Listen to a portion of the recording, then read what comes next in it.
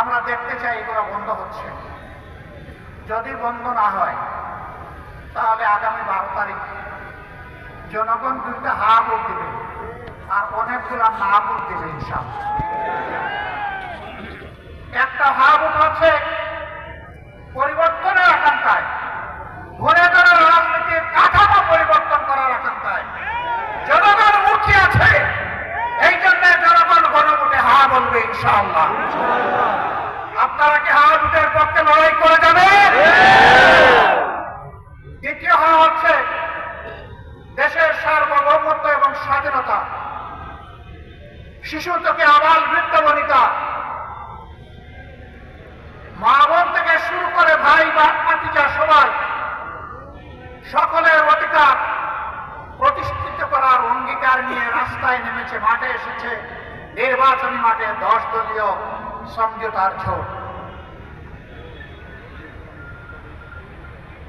এই 10 দলকে বিজয়ী করার মানে হচ্ছে আধিপত্যবাদের বিরুদ্ধে হা ভোট, এর অর্থ হচ্ছে চাঁদাবাজের বিপক্ষে হা ভোট, এর অর্থ হচ্ছে দখলদারদের বিরুদ্ধে হা ভোট, এর অর্থ হচ্ছে ফ্যাসিবাদের বিরুদ্ধে হা ভোট, এর অর্থ হচ্ছে ব্যাংক ডাকাতদের বিরুদ্ধে হা ভোট, এর অর্থ হচ্ছে মা বোনদের ইজ্জতের উপর যারা হাত দেয় তাদের বিরুদ্ধে হা ভোট।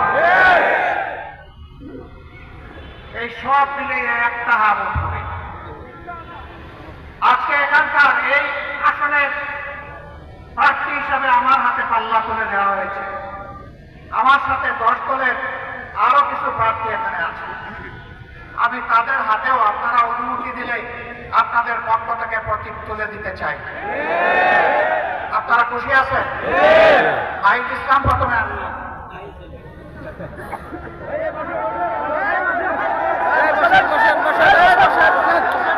আমি একটা সমন্বিত প্রতীক ওনার হাতে তুলে দিচ্ছি। বাকিদের হাতে দিব দাড়ি পাল্লা, ওনার হাতে পাল্লা কলি। ওনার হাতে কি দিচ্ছে? পাল্লা কলি। এই দেখেন পাল্লা আছে, এইটার মাথায় একটা কলি আছে, এইটাকেই সবটা কলি আপনারা ধরে নেবেন ইনশাআল্লাহ। ঢাকা 11 আসনের যারা ভোটার তাদের জন্য আমরা ইনসাফের প্রতীকের সাথে সাতটা কলি আমরা নাহিদ ইসলাম, যিনি জাতীয় নাগরিক পার্টির আহ্বায়ক, তার হাতে আমরা তুলে দিই।